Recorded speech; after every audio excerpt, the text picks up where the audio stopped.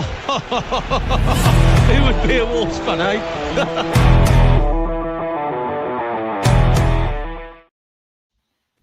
Evening, ladies and gentlemen. Thank you for tuning in for another episode. Tonight we are doing the Crystal Palace preview tonight, and we have got a Palace fan in and amongst us today to give us the insight. We've got Rich. Rich, how you doing? Yeah, doing good. A lot better, especially after hearing Glasner's press conference today. So, but I'll let you know what he said. Yeah, well, that'd be great. I mean, you can't be doing worse than us, can you? Let's be real. Yeah, but this new manager bounce thing's still lurking in the air, so we'll see. Yeah. Well, that's what we're going to be hoping for. Obviously, we've got Greg Richards, regular. How's it going, Greg? Yeah, very well. Good. Thanks, Gav. How are you? Not too bad. Other than the tough technical difficulties at the start, man, I've got my head around it now. Everything's all good. But we do have an extra fan with us today, Richard. Richard, how are you doing? Obviously, you're a Wolves fan. Obviously, this is the first time you've been on the channel. I'm pretty sure. It is. Yeah.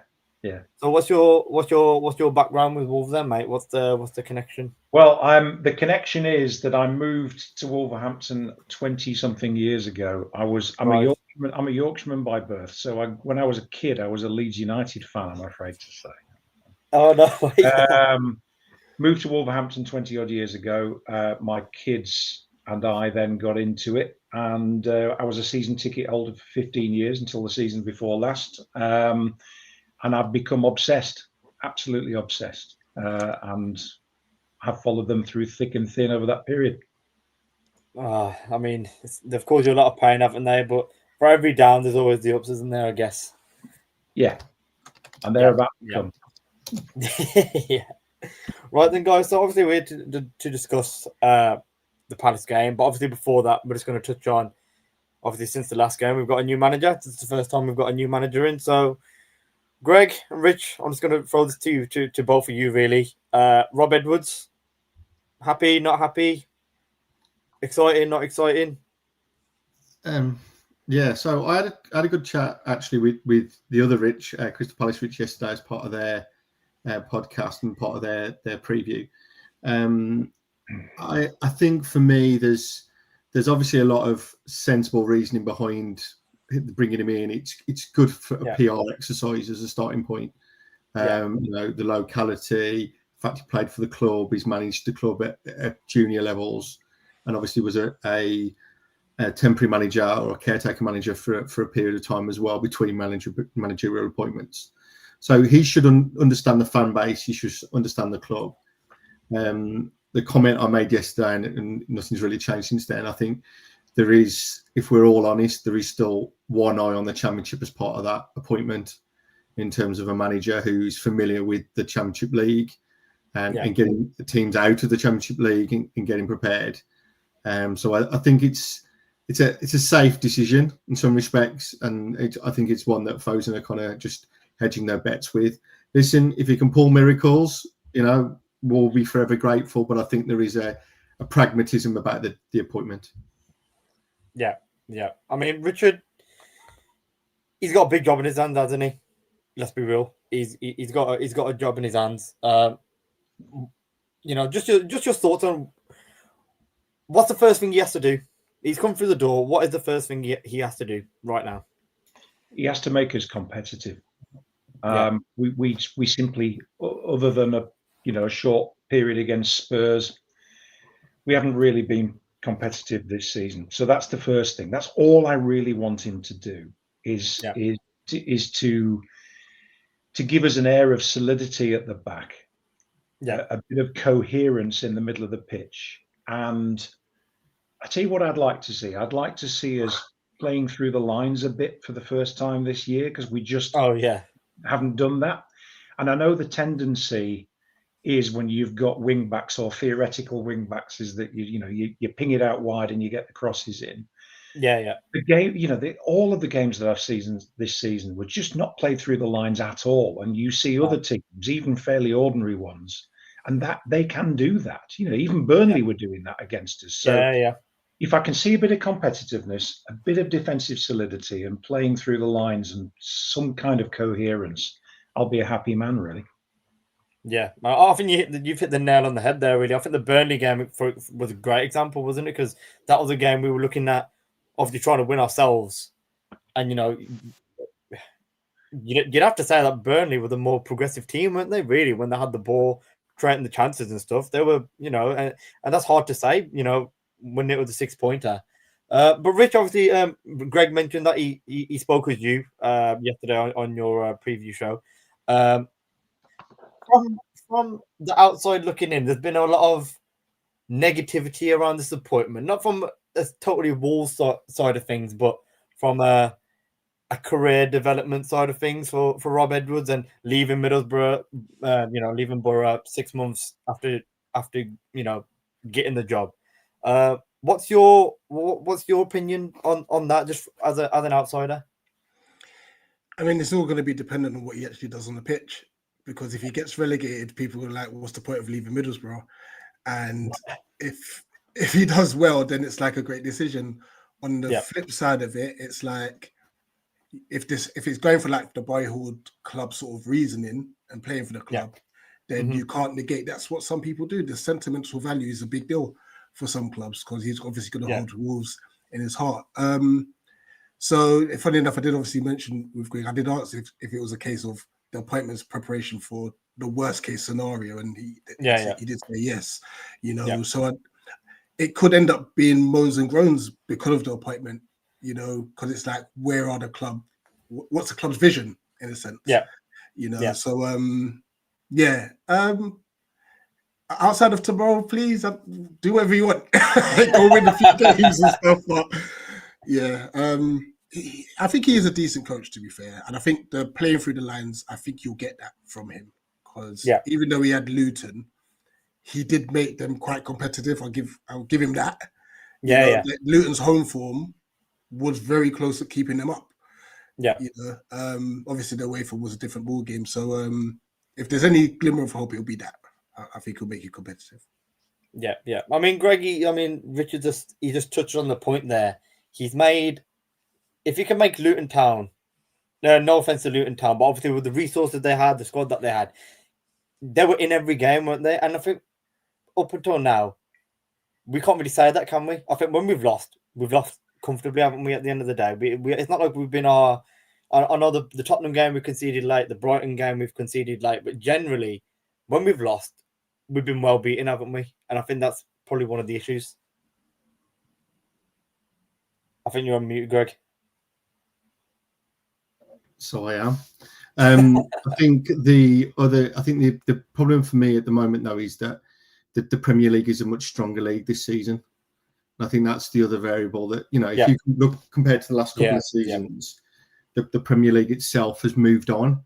If you look at the teams that have come up, you look at the strength of Sunderland and what they've achieved, which is incredible. And they're much stronger outfits. They've bought well. They've bought Premier League savvy players. They've bought Premier League ready players. And I think the whole league has shifted up a level. And the problem is we haven't shifted with it. In fact, we've regressed.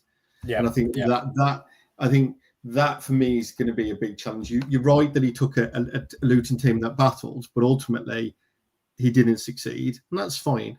But I think we're in a very similar position that actually squad-wise, we've probably got a bit of a gap, and particularly in the attacking areas of the pitch. Yeah, definitely. Just going through the onto the first slide here. Team news. I think there's not much team news that was said really. In regards to injuries and stuff, I think we've got more or less a fully fit squad.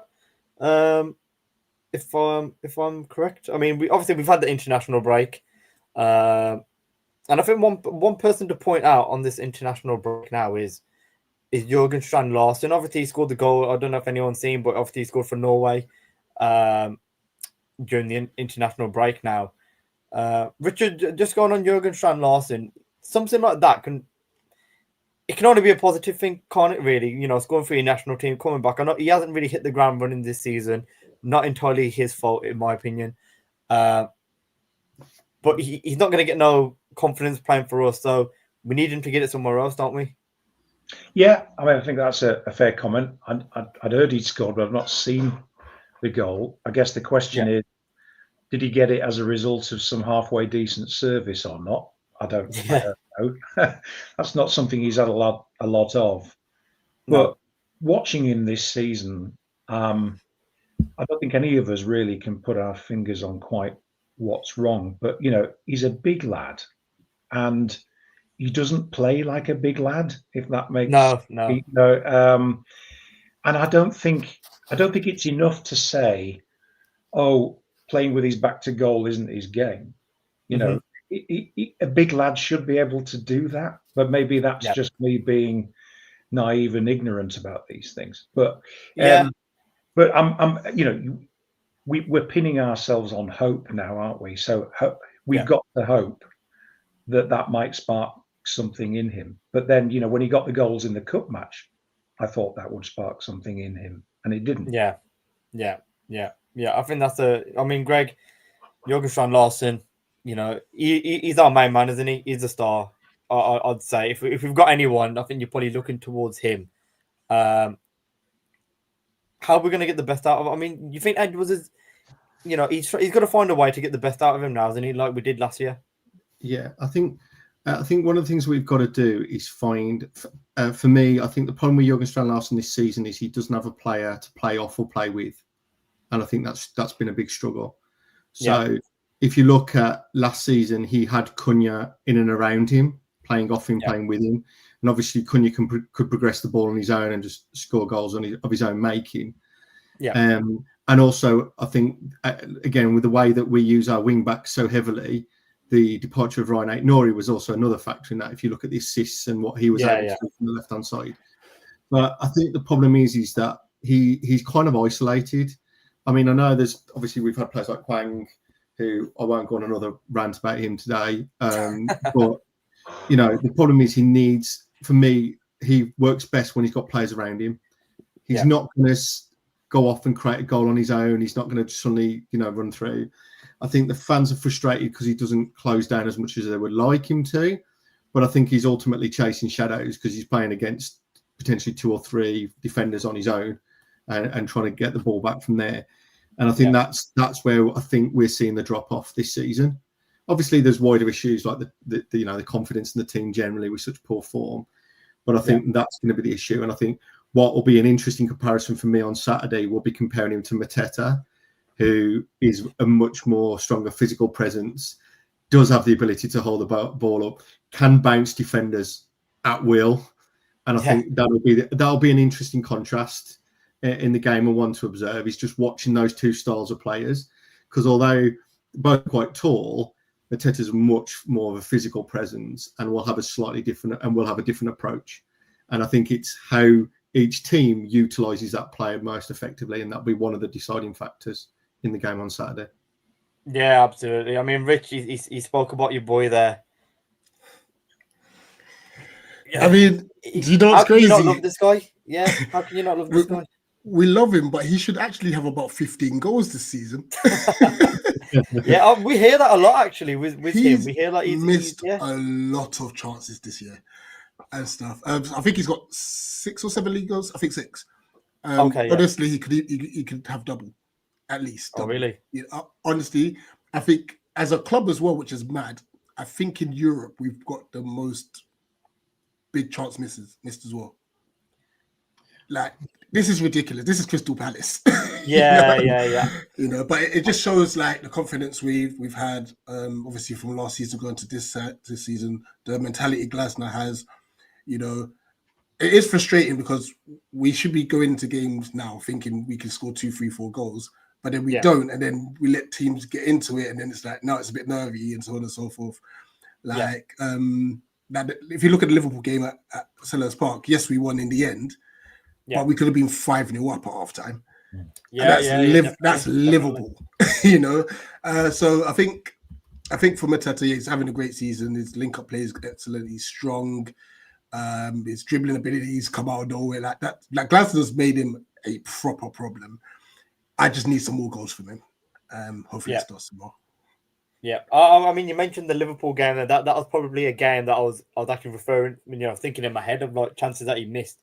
But I'm pretty sure he had a good. If Greg, Rich, I don't know if you guys agree, but I'm pretty sure he's got a good record against Wolves, hasn't he? Mateta. He scored a couple past us, hasn't he? I'm pretty sure. Yeah. I always remember the last when he played at Molineux, and there was literally 3 defenders tried to tackle him, and they all just took him turns back the bounce off him. And it's just like that is just frustrating as anything just to watch. Watching your players get bullied. It's kind of like going back to kind of playground stuff. We've always got that big kid that plows through everyone. I think for me, he's going to be a real threat and a real problem. And I think it's about how we manage that, particularly as we've been less than inspiring defensively this season. And I do wonder whether he'll get particularly a set piece goal. We've been quite leaky in particular from corners and free kicks. And with someone like Wharton, who's probably on the delivery, he's probably a good set piece taker. I think could be a real potential issue for us. On that note, how are you with long throws? Yeah, we've captained quite a few. Well, we tried to do them, but who's been doing it for us? It's been tough, hasn't he? And he's been doing it. He gets about 10 or 15 yards on it, Rich. It's quite entertaining. It's like, everyone else is doing it. We'll try it, and it's like, who can throw it the lot farthest? But he's nowhere near a long throw specialist. That's good to hear from us. How about defensively? How are you defending long throws? Well, how do you think? The bottom of the league. Because we've sent in the second most long throws in the league. I think we're behind Brentford. So just a heads up, just on our long throw situation. I mean, we've got Totti throwing him in, and it's this Greg Rich. I don't know about you, but every time there's always an anti-climax, isn't it? You're thinking that when he gets the ball, and he's got it under his shirt and everything, and he's doing the run up. You're thinking, okay, this might be the one. This might be the one where he's going to launch it back post, and it's almost like it doesn't even reach the 8-yard box or anything, does it? When he goes in, hardly ever. Didn't we have Rodrigo trying them for a while as well? Yeah, but he's done his groin now. Maybe as a result of the long throw training. Who knows? It feels like in the matches they're doing some sort of competition, aren't they? It's like, okay, whoever did the longest throw today is going to be like, that's it, full stop. You're going to be the throwing taker now from now on. Yeah. We had captain of the week, so we might as well have long throw of the week and do it that way or something. Yeah. Corner taker of the week, whatever it is. Just whatever you do, your first man, for God's sake. Yeah. It's a tombola sort of situation that we've got going on here. Right, just moving forward then, lads. Obviously, just a few couple quotes from Rob Edwards in the presser today. The first thing he's come out and said is, I hope the supporters are on my side, but I'm not stupid. They want good performances and results. They spend a lot of money, and I'm here to give everything to turn it around. I mean, it sounds obvious, but that is what we're looking for. You know what I mean? The atmosphere is going to be important now, isn't it, at Molineux going forwards? Whether we stay up or whether we go down, we need to give ourselves half a chance by having some sort of, positive energy at Molineux. But obviously, Richard, I'll go to you first. The atmosphere, it comes off what we see on the pitch, doesn't it? It does in part. I think a lot of it also comes from who's in the stadium in the first place. If you've got fewer season ticket holders there, probably a marginally less loyalty in the state, real ongoing year-to-year loyalty in the stadium. There's a bit of a factor there in terms of the atmosphere that can be created. But by and large, you're absolutely right. It comes back to my first point. I don't want to sound like a cracked record, but if we are vaguely competitive, if there's a couple of good crunching tackles going, if we clear our lines well, if we play through the lines a bit, you'll find the atmosphere go up 10, 20% in noise and just general crackle of energy just off the back of that alone. It's entirely unsurprising it is the way it's been, because the football that's been served up this year is very different to what they've seen at Selhurst Park. Let's put it that way. Yeah. I mean, it's a great transition there. I mean, Rich, your club doesn't have an issue with atmosphere, I'd say. what is it that what brings the atmosphere to Selhurst Park? What is the thing? I mean, obviously, like with Selhurst Park, we've got our HF that they drum up the noise. But football is a very simple game. If you're playing well, you're gonna be loud. Because there's even been games this season where we seem quiet, even though we are trying to generate noise, but it's quiet just because, like I said, we've just missed too many chances or we're not playing well. Yeah. I'll give you an example. The Bournemouth first half at Selhurst Park, Mm-hmm. like they went 2-0 up. We were terrible. Like we couldn't get out. They pressed us to death. We didn't have any answers. The moment we got back to 2-1, we could have easily won that game 5-2, 5. Like that's how. Don't get me wrong. They could have been 3-0 up as well. But we got that goal. We were playing a lot better, and the crowd reacted to that. And we were loud, and we could sense that something's coming here. So I think you're right. I think if you can get those challenges in, just to get a bit of intensity, ruffle our feathers, I think that will help the crowd to obviously, get loud, get behind your boys. And obviously on the flip side, we're going to be trying to quiet you as quickly as possible. So if we can push your defense back as much as possible, silence the crowd, hopefully we'll be able to find a way through. Yeah, no, absolutely. Just another little quick quote from Rob Edwards today in the presser.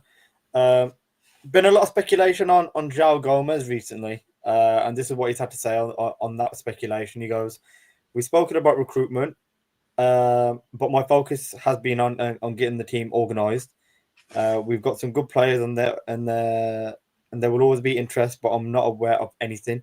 So that's just referring to João Gomez and the links. Greg, João Gomez at the minute, he's one of the only players. Okay, maybe he hasn't been up to the level recently, but you can never question his attitude and his effort, can you? No, I mean I was obviously at Chelsea where we got, we had a battling first half and then just got wiped through in the second half. Joe was one of the few players that came out of that with real credit. He continued to battle, work hard, try and drive forward. And I think he does what he does well, but, he's not going to be a goal-scoring midfielder. He's not a particularly creative midfielder. And you can tell that when he kind of breaks forward, he's got the athleticism to get forward, but he's not necessarily going to be one that's going to pull out a killer pass or anything like that. So, listen, he's a quality player. He works hard. And you've got to be a decent player to get into the Brazil squad.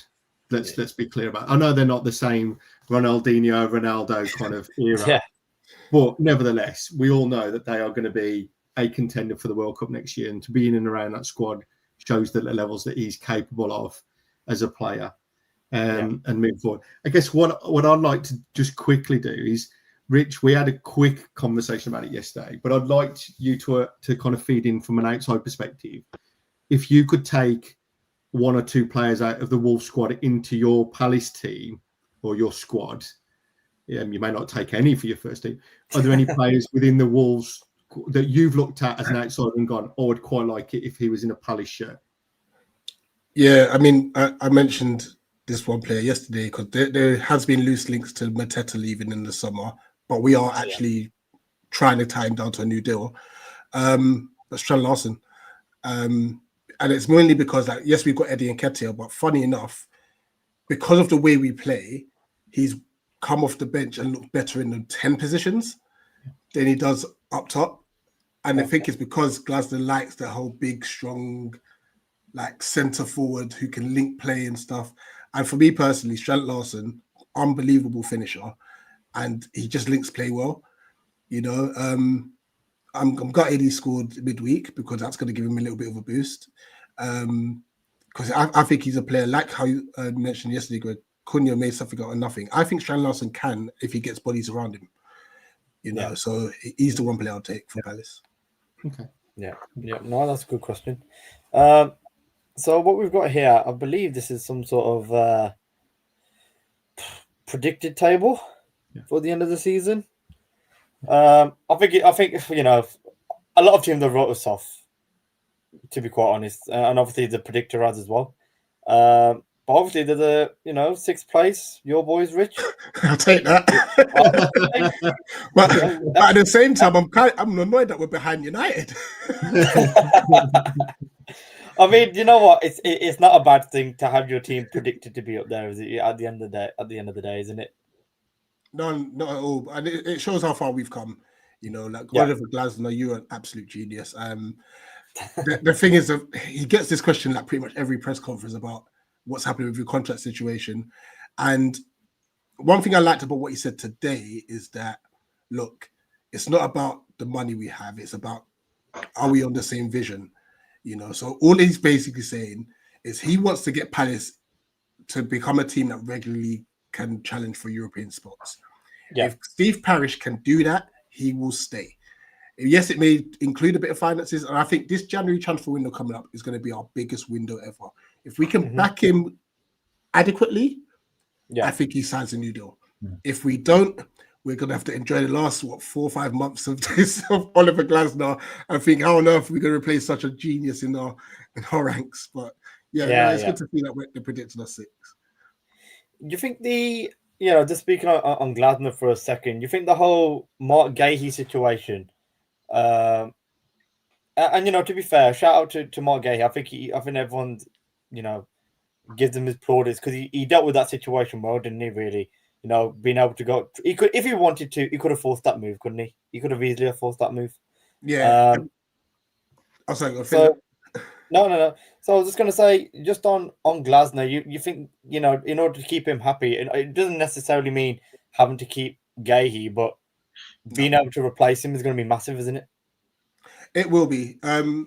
Just on that Gahey situation, obviously a lot was said in the media about Glasner saying throwing his toys out the pram saying he'll leave if he leaves.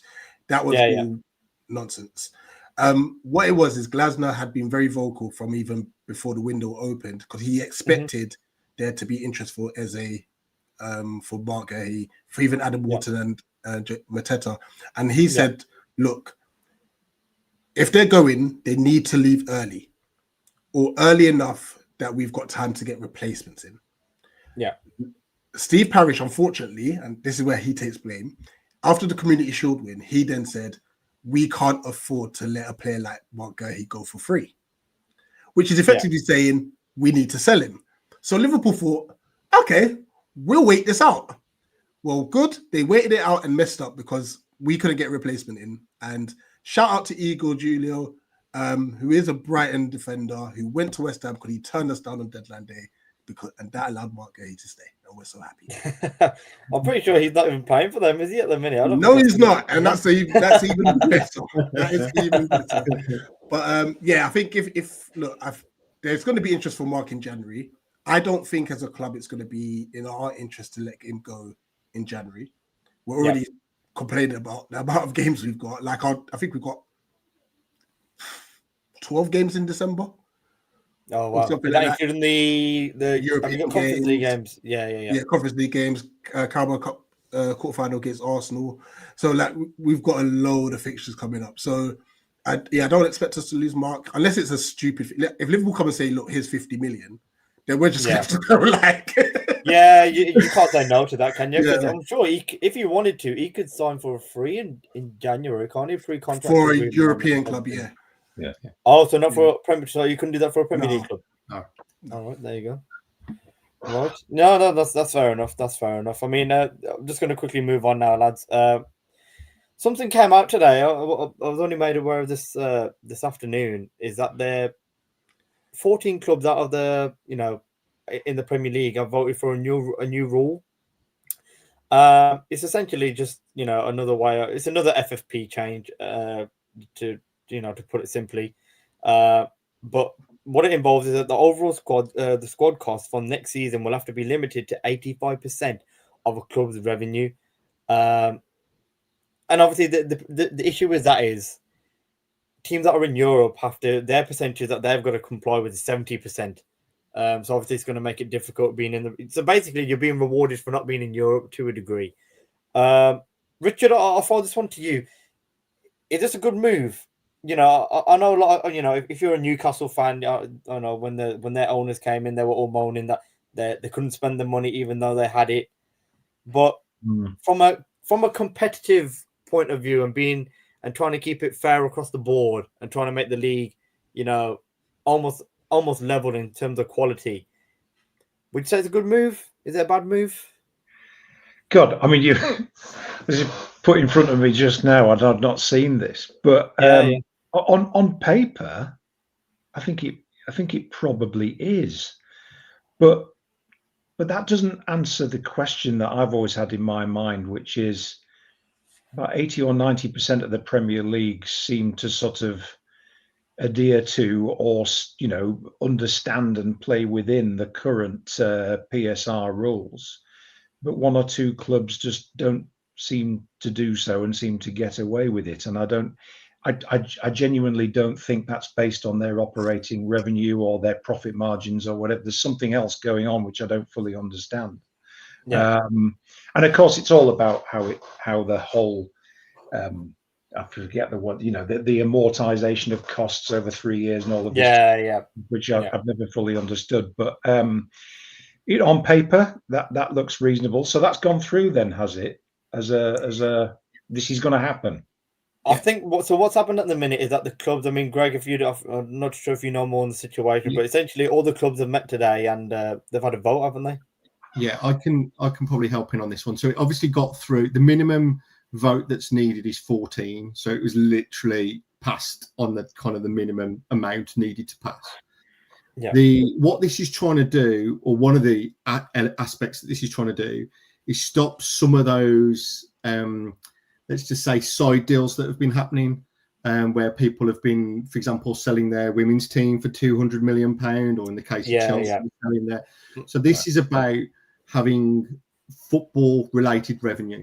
Okay. So this is about the activities that you generate through TV deals, commercial sales, your ticket deals, those kind of revenue streams. So that is what this is moving towards. So it's again looking at making sure that it's the money that you earn from being a football club that you're financed again, and not because you've gone off and decided to sell bits of the club and elements associated with other third parties, which was the workaround being adopted by a number of clubs. I know Everton sold their women's team, Chelsea sold their women's team and their football, and the hotel, which is based at Stamford Bridge, all of which was coming in to kind of boost their finances. So this starts to move against that. There was another element of this. There was another rule that that was proposed alongside this, which was called anchoring, which was effectively restricting revenue to 5 times the lowest. So whoever got the lowest revenue, which would be the team, it would restrict the spend to 5 times that, and it was kind of implied, would also put in a salary cap, which, as you can imagine, all the players and PFA and the agents were up in arms about and were threatening to take that, obviously, into legal dispute. So that one didn't pass. I think there were 7 clubs that voted for it. And the vast majority. Sorry to cut you off for a minute, Greg. So just on that part where you mentioned about the lowest club, so is that in regards to the revenue they're bringing in? Correct. So let's say if it was Burnley are bringing in 10 million. That means City could potentially only spend 50 million because that's 5 times their revenue. Yeah. So it would be more. Yeah. So I think the lowest that worked out with the TV money in that is about 130 million, 140. So what it would mean is that no one could spend more than 5 times that. And what that was going to do, and a byproduct to that, was effectively going to start applying a salary cap to players to kind of slot with that. So that was obviously, that one was a lot more contentious, and as a result didn't get through. This one is just changing the model to, as I said, based more on footballing revenues. Now, again, I know that the percentage is lower in Europe, but obviously you do get a lot more revenue being in Europe in terms of TV deals, prize money, all that kind of thing as well. So it kind of does net off. But that was the model that was proposed and put forward today. I don't know what the voting was, so I don't know who voted against it. Probably maybe in Newcastle. I know someone that's going to be in one of the 14. Yeah, so I don't know who the 6 were that pushed against it. You may have argued it could be the big 6, or maybe Newcastle or someone else. But it's a change of model, and they've got to do it. There is a tolerance that sits above that as well. I think it's a 30. So I think there's still a period like we've got for PSR, and you've got a tolerance. So if you go over, but over by a tiny amount based on the tolerance, you get a financial penalty.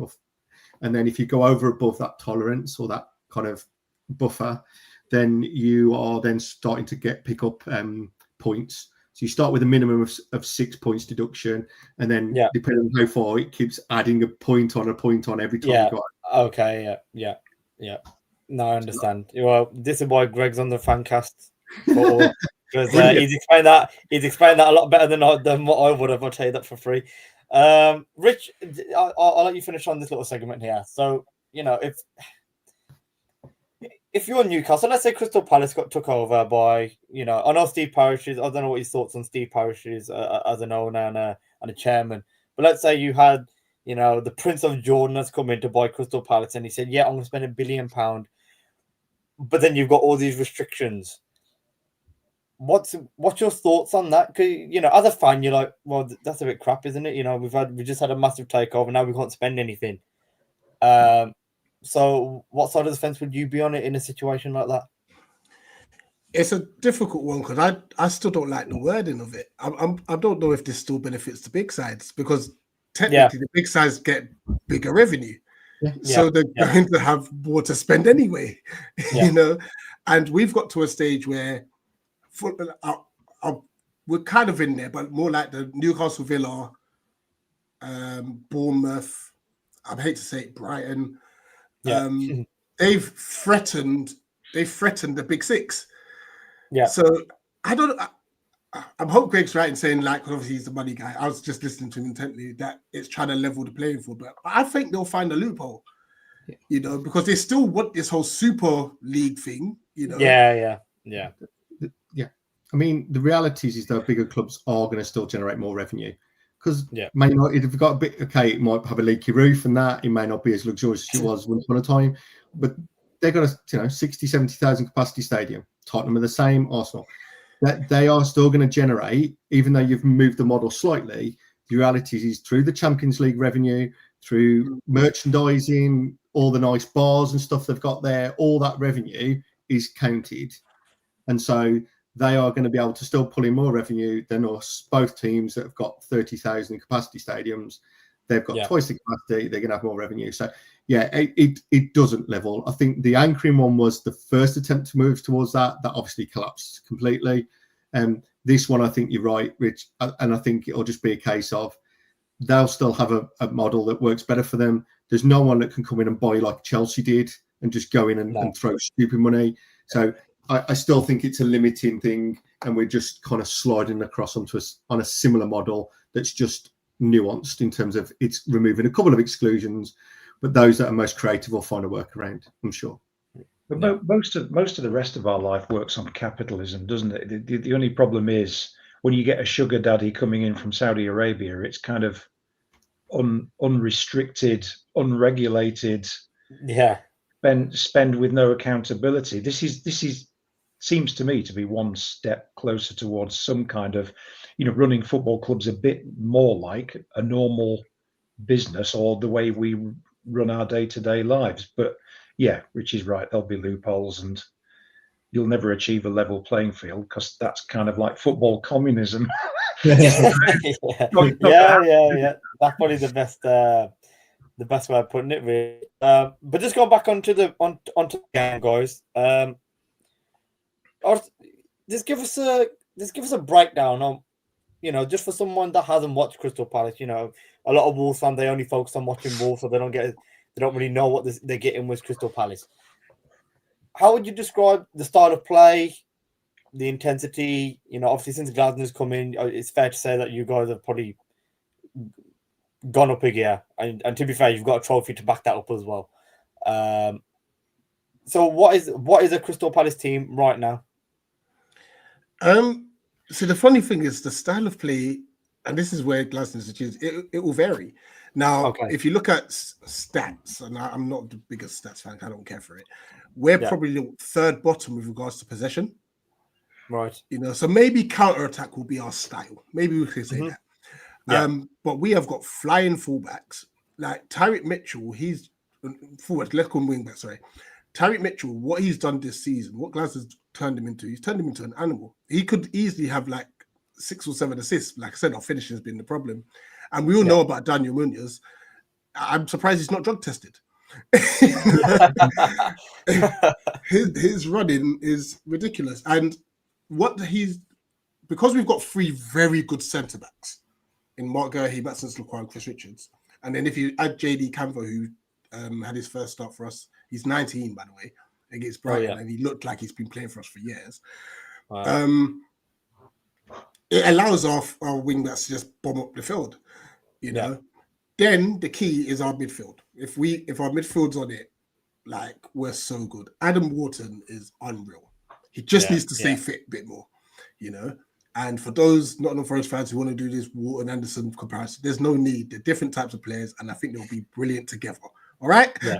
So, and Daichi Kamada, like, what's key with them is they move the ball very quick. Yeah.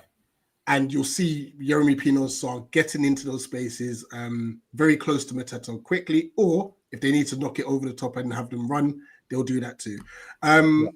So, yeah, a lot of it's to do with the counter-attack. We do, funny enough, struggle against a low block, probably because we're not used to, like, trying to beat a low block. So I don't know if that's something you will deploy to stifle us. Probably. Yeah. So that might work against us, like, obviously work in favor of you. But if you do come out and play against us, we're more than happy for you to do so. Yeah. I mean, Richard, sorry. Just on tomorrow's team, if you're Rob Edwards, are you making an obvious change straight away? Is there anyone that's screaming out to come into the team right now? If I am, yes, but nobody would let me anywhere near managing. I think, we bought replacements for Aït-Nouri and Semedo to play with a back 3/back 5, and the replacements don't look like wing backs to me. They don't look like, Jackson's theoretically got the pace, but he doesn't seem to have the technical skill, and Wolf is Wolf, and they look like fullbacks to me in a 4. So this is probably completely off the wall, but I'd love 4-2-3-1, particularly at home. It gives us an opportunity to play somebody in an advanced midfield position, and my obsession with playing through the lines might actually come to fruition, because we've been no worse with a back 4 than we have with a 5. And I do think Jackson's got the pace and the physical strength to be a fullback in a 4, and Wolf likewise, by the looks of it, certainly strength and height. So why not? We got nothing to lose, right? So I mean, nobody would put me in charge of it, but if I was, that's what I'd do. Yeah. Rich, just going back to you for a sec on the Palace side of things. What? And Greg, I'm going to throw this to you straight after. What formation do Palace tend to play in? And then, Greg, the question for you would be, depending on the formation that Palace play, what would you go for in regards to lineup and formation? So, Rich, Palace, is it usually same setup every week usually? Or I know you said that Glasgow likes to change it around and stuff, but does he tinker with formations or the personnel in the formation? Yeah, if there are any tinkering, it's just personnel. Right. But formation is 3-4-2-1. So we don't have out and out. We don't have wingers. We have 2 inside 10s. Okay. And that's why we have Mitchell and Munoz do the wing back role. So they provide the width. Glasnow's whole model is get support around the centre forward as quickly as possible, basically. Yeah. So, Greg, just knowing that, then, I mean, to be fair, you probably already knew that before me in regards to what Palace are playing. What comes into your thinking now that you've heard that anyway? Yeah. Did that change your thinking on any potential formation tweaks or anything? Yeah, I think for me, though, I don't think it's going to be necessarily just a formation thing and a formation lineup. Yeah. I think for us, it's going to be, there's 2 things that I called out yesterday that remain true. I think, first of all, is the intensity of the game, particularly in the first 10 or 15 minutes. We have got to come out of the traps hard and fast and have really got to get on and move on it. We're going to start with a slightly more positive fan base tomorrow. New manager, new start. People should be more up for it. It's also also, and it sounds a bit daft, it's a 3 o'clock Saturday kickoff, which is a nice change. Do you know what I mean? Rather than these 2 p.m. Sundays and stuff like that. So for me, it's an intensity piece. We've got to come out and press hard and be aggressive and really up the ante and really get the fan base behind that. And Richard, you've obviously talked about that, whether that's in terms of tackles or whatever. That is the first thing that we've got to play with. We can't just ease ourselves into this game. We've got to take it by the throat, acknowledging, as Richard's put, that Palace will be quite happy for us to do that if they like to attack. So but we can't come in a home game like this and low block. That is just going to set off the whole tone. It's interesting you say that, because funny enough, like I said, I think the low block will probably be better for you. So and obviously the fans are going to be like, this is rubbish. And that's the problem, isn't it, Richard?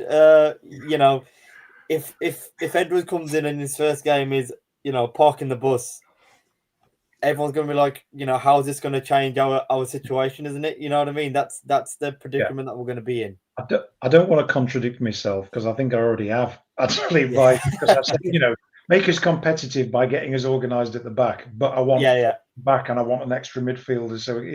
So I am the typical football fan in some, or at least one that doesn't really understand the technicalities of the game as much as others. I think it's a home game against a club who are in a position where we aspire to be. I think it's actually quite a symbolic game on a number of fronts. It's the new manager's first game. It's an opportunity for certain players to sort of make a mark when they haven't made it thus far, and it's an opportunity to demonstrate that we can mix it with a team and a club who are where we want to be. If we play the game in a passive way and sit back, I think, I don't think people will turn tomorrow, because the new manager bounce will be really, really important and stick with them. But we simply can't do that. I agree with Greg on that. Yeah. It's one of those, isn't it? At the end of the day, if we, if we're sitting back for 90 minutes, but then we win the game 1-0, beggars can't be choosers, can they? As they say. But we tried, and with the club with 2 points, we're very much begging at this point. You know what I mean? So we tried that with Brighton and Spurs, though, didn't we? Yeah, and we couldn't. Hold on. So but was that more of a mentality thing? I mean, Edwards in this situation now, he might utilize the subs a bit better to maybe manage those games. I felt like in those games, Pereira probably didn't deal with those situations very well. Would you agree? Yeah, but I think we just can't, unless it's going into injury time. There's 5 minutes left of injury time, and you want to kill some time, and you want to bring another head count in. That's fine. We did it against Brighton at about 60 minutes, if my memory serves me correct. And I don't care who you can't play backs to the wall for half an hour in the Premier League these days. It's just asking for trouble. No. And I think the quality that Crystal Palace have got will punish us if we do that. We've already talked about things like set pieces. I think the other thing we've also got to focus on tomorrow is Adam Wharton, as you've said, Rich. I think if we're not on top of him early, he will dictate the game. He will be able to drop in. He can take the ball, start laying it off, and we'll be chasing shadows. And I think for me, that is going to be a big factor for us. And whether we get João Gomez further up the field on him, or we're going to use an attacking midfielder, I think that's going to be a big variable tomorrow that we've got to manage. Otherwise, I can see him kind of just having Molyneux's a nice big pitch, and he'll be able to just do what he wants and spread the ball out. Yeah. I had another factor that because Brighton, that's what they did. They kind of swarmed Wharton, to stop him from playing. But that's where JD Canvo emerged, and he picked up the ball and just drove from defence.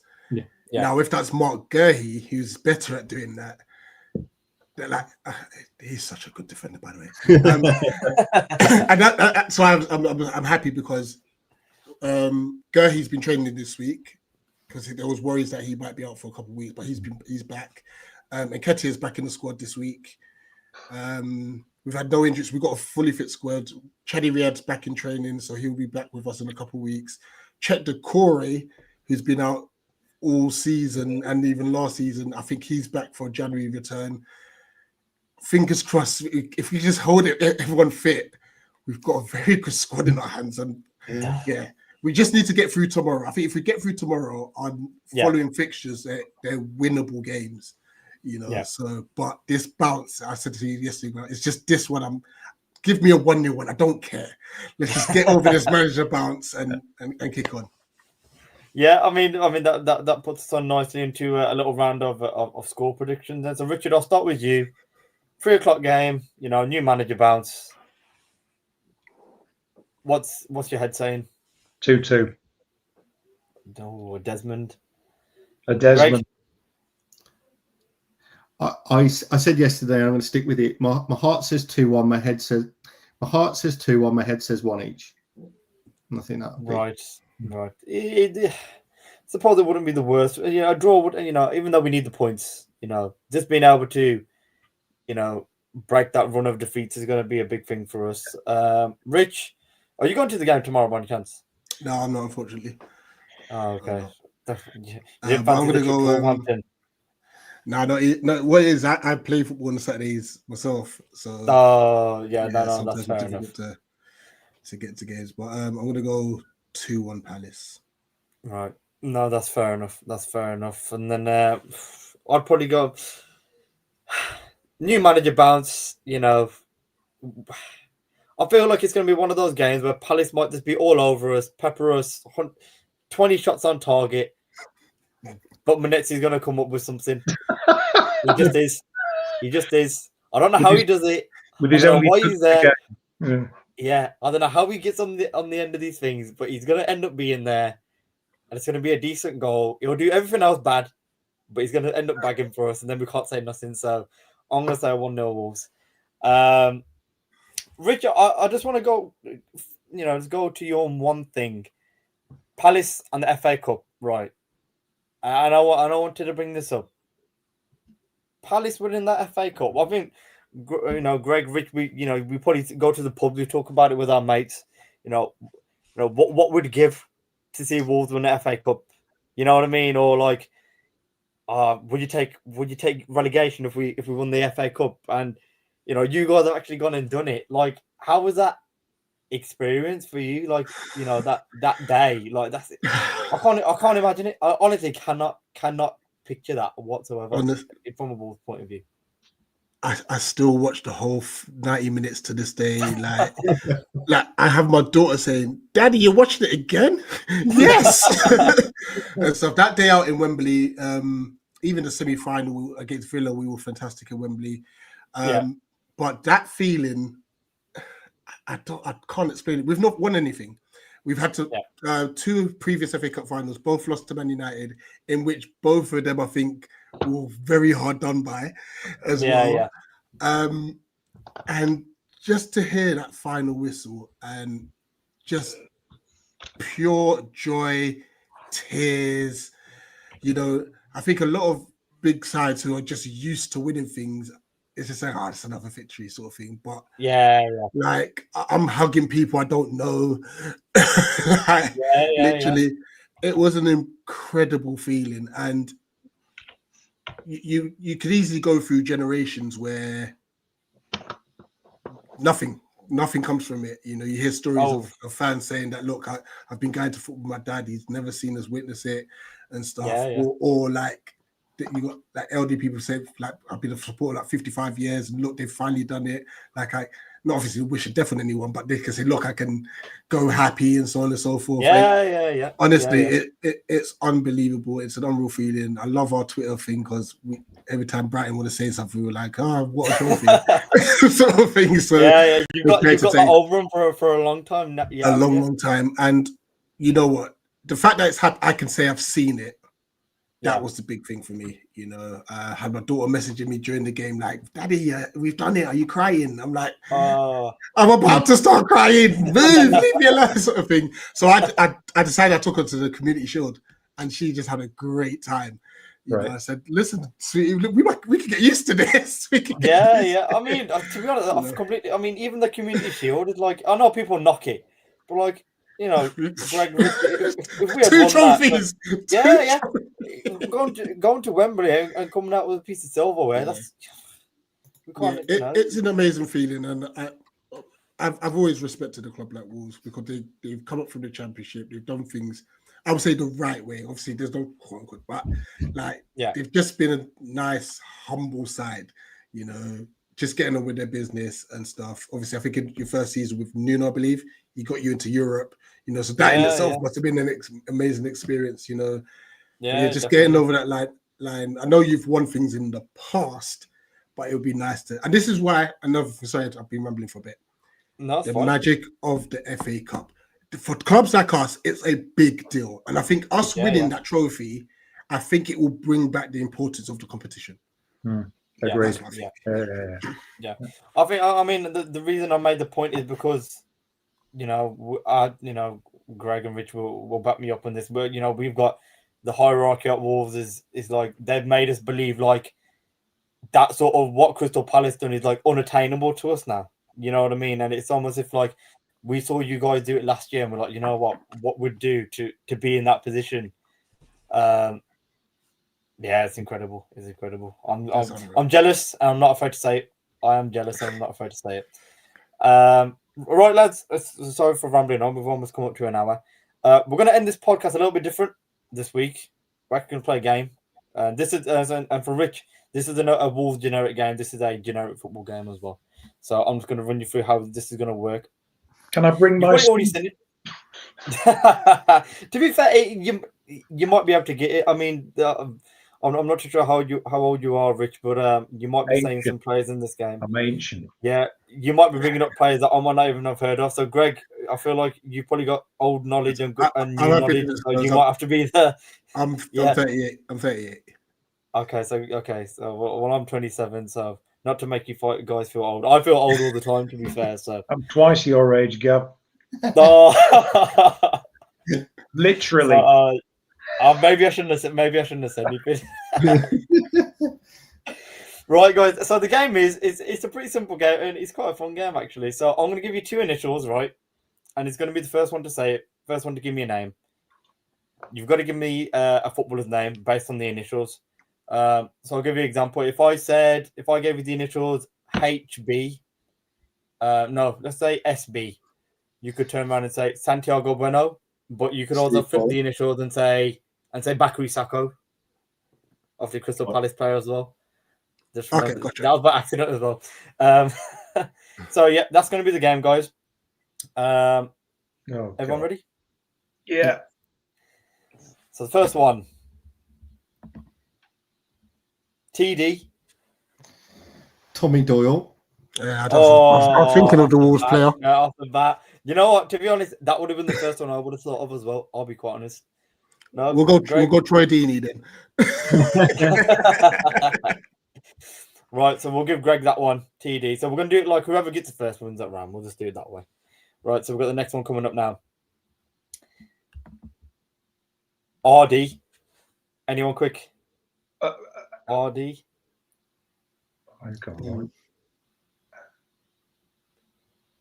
ODR. You can spin it around as well. Dean Richards. Dean Richards. There we go. Yeah, Dean Richards. Yeah. Greg, you've played this game before, haven't you, Greg? No. Right. So we've got one more. I think we've got two more here. I'll tell you what, by the way. Oh, sorry. Yeah, go on. Oh, sorry, go on. Well, we've got KM on the screen now, or MK. Anyone? Kylian Mbappe. Oh, you know what? We'll take it. We'll take it. Yep. We'll take that. Absolutely. And then the last one. So, yeah. Okay, you might get this one straight away, but I'm going to throw it out there anyway. TD again. Troy Deeney. I didn't. All I'm going to say is I didn't make this live show, so little Dan, you got to change it up. You can have Tony Dinning, who also played for Wolves in the 90s. There you go. See, that would have that's straight over my head, that one. Tony Daly is another one. Tony Daly. Tyler Dibbling. Yeah, Tyler Dibbling. Tyler Dibbling, yeah. That's a great shot as well, to be fair. Yeah, I think to be fair, God, that's something we'll try and do at the the end of every podcast. But to be fair, guys, we'll wrap that up now. It's been almost basically bang on an hour. Rich, brilliant to have you on, man. Great insight on the game. Where can people find you if they want to check your? Because you've done a preview, haven't you, with Greg? Yeah, we did twice. Oh, right. So that you know, you'll see your part 1 and a part 2 on our channel with Greg. What happened is we were recording it, and the rest of the lads were trying to pre-record something else, and it shut down the stream. We didn't know. We're chatting away. They're in the comments. The stream's ended. Oh, no way. Oh, man. So then when we redid it, Greg, great sport, by the way, he was very patient with us. Then he seemed to be getting kicked out all of a sudden. It was like, what's going on? Oh, my God. It sounds like an absolute... It was mad. But, yeah, Eagle Eye Football, we are Crystal Palace fan channel, and we will be doing a match reaction for this on Sunday. Okay, brilliant. So yeah, guys, you know, if we've won, feel free to check his channel out. If we've lost, probably don't bother. No, I'm joking. Check the channel out. Yeah, get the banners out.